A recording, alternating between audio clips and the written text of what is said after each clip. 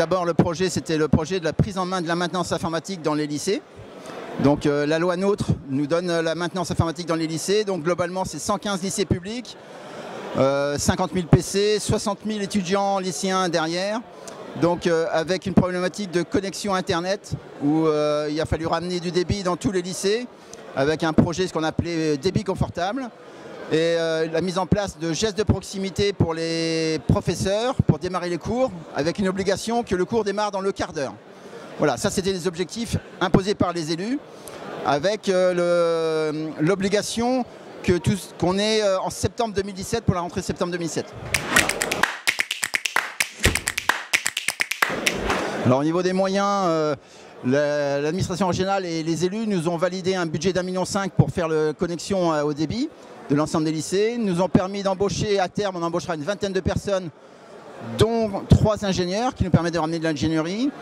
Et un budget d'investissement important pour pouvoir centraliser l'ensemble des systèmes d'information des lycées dans notre cloud régional. Donc voilà, donc c'est globalement on peut dire que c'est un budget de 3 millions à l'horizon de la mandature.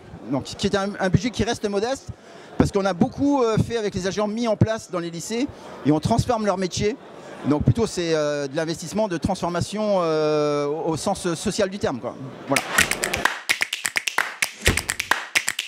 Alors pour les résultats, au bout d'une année, on a réussi à connecter 80 lycées sur 115. On a pris en gestion directe 50 lycées sur les 115, en sachant qu'on a encore 3 ans pour arriver aux objectifs qui nous sont imposés.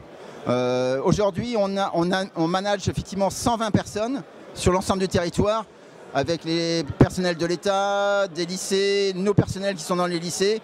Et on transforme nos personnels qui sont agents de maintenance du patrimoine en agents de maintenance informatique, avec un formateur, un écosystème avec un réseau social partagé, etc. Voilà.